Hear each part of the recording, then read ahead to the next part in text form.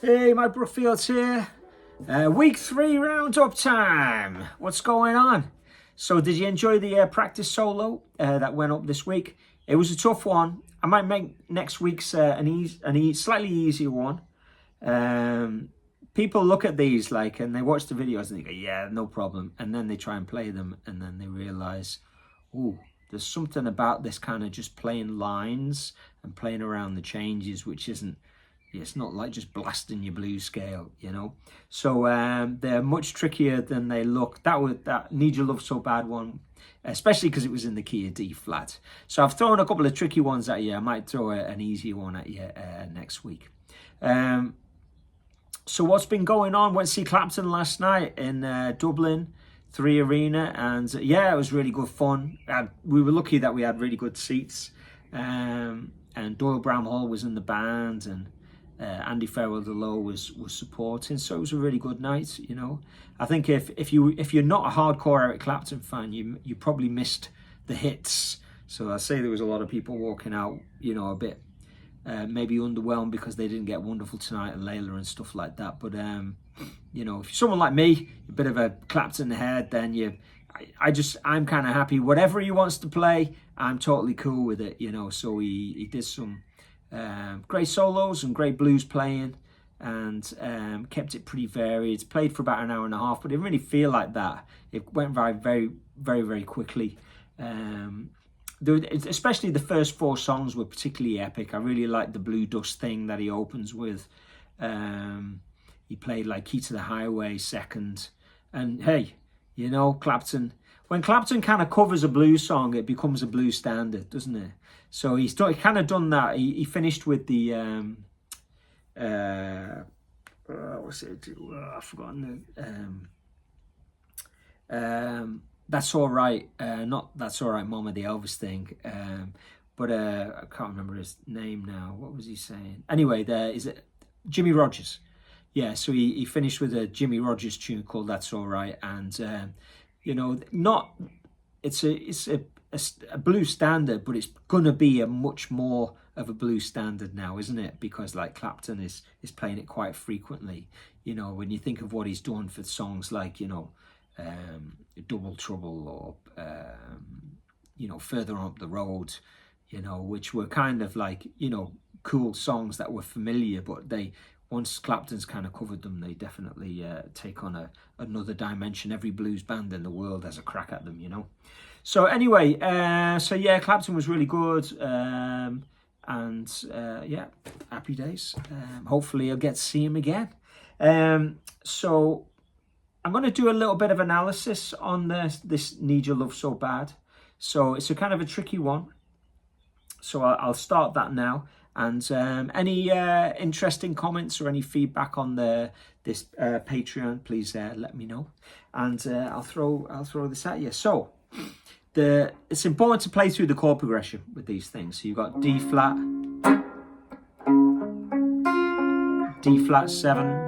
So that's the 1 chord turning into a dominant 4 chord.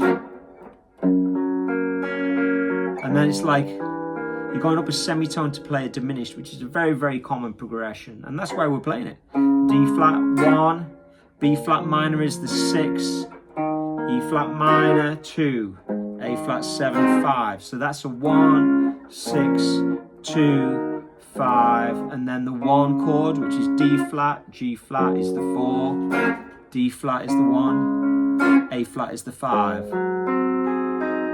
Back to the 1. 1 is a dominant. You've got the 4 chord going up a semitone to a diminished. Then you got the 1, 6, 2, 5. Then the 1 chord to the 4 chord. The 1 chord to the 5 chord. So that's, you know, we're talking about analysing the chord progression there. So the first bar that I played, I went. And what I'm doing there is I'm playing sixths. So Why are they called six? Well, there's 6 notes apart if you count through the scale. 1, 2, 3, 4, 5, 6. So, and they have a particular kind of melancholy sound, don't they? And I just created a little melody out of them, you know. And then just played a little bit from the D flat major blues. Okay, so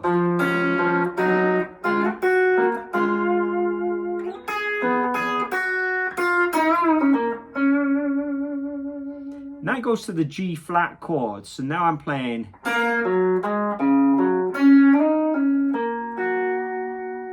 So I'm just weaving around with, I'm starting on the 3rd of G flat. The 3rd is arguably the most important note in relation because it tells you if it's major or minor. It's a very descriptive note. So you got.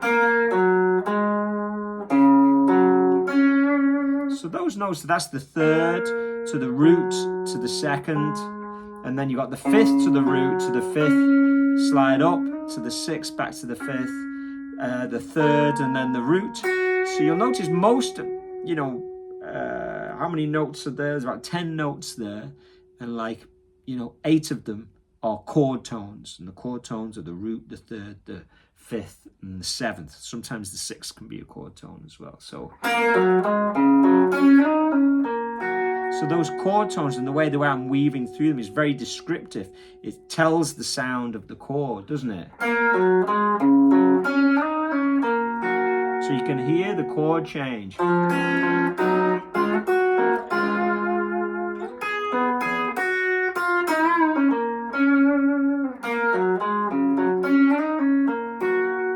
And then the next bar is interesting because it's a diminished arpeggio.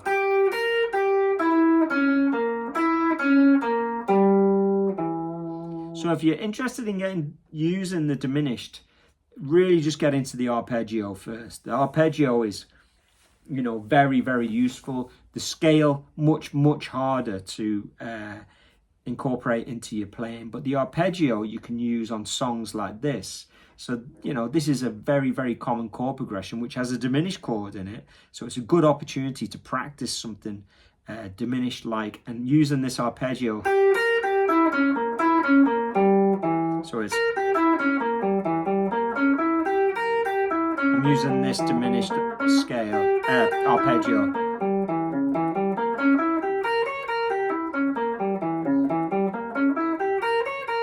So I'm using that arpeggio and I'm playing a pattern.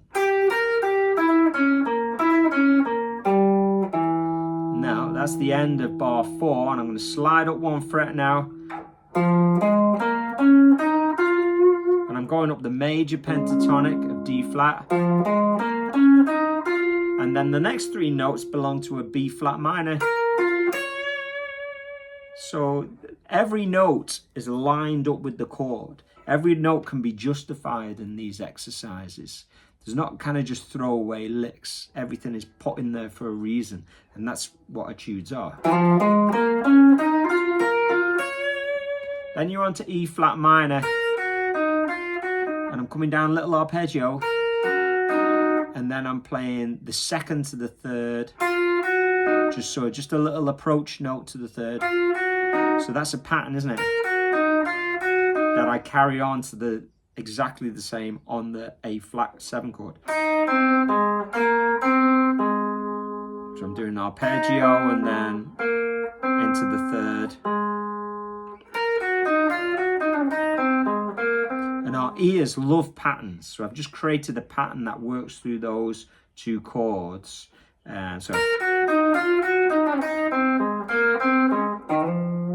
then I've this is the penultimate bar now, so we're on the D flat, and I've slid into 5th string 8, and that's the 3rd of the chord. And like I said a minute ago, that's probably the most important note.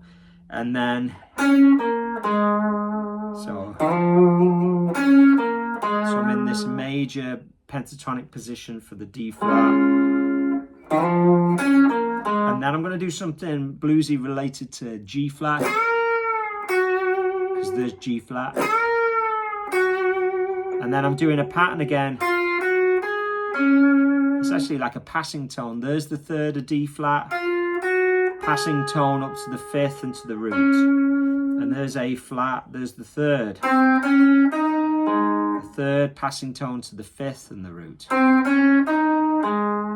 So third on the D flat, passing tone to the fifth and root. Third on the A flat, passing tone to the fifth and then the root. And then on the root of D flat.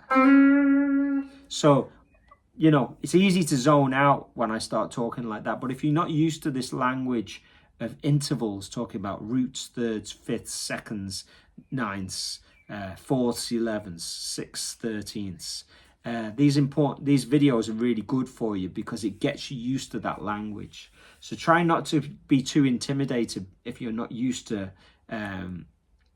It becomes really kind of clear after a while because you'll hear me say the same things over and over again. So that's the a little breakdown of that. That was quite a tricky one, mainly because it's harder to see if you're not used to playing in tricky keys like D flat. Why would you bother playing in D flat? Well, Sweet Little Angel by B.B. King is in D flat. You know what I mean? That's the first thing I always think of. B.B. King wasn't scared of playing in different keys because he knew he played with brass players all the time and they don't want to play in A and E. They want to play in A flat or B flat and E flat and F. So, you know, if you can play in any key, you're going to be able to play the changes much easier as well. So anyway, have fun with that. I don't want to make this too long. I won't be able to upload it to Patreon. I know that's pretty detailed, but hey, that's what you're here for. Keep it burning, guys. I'll see you next week.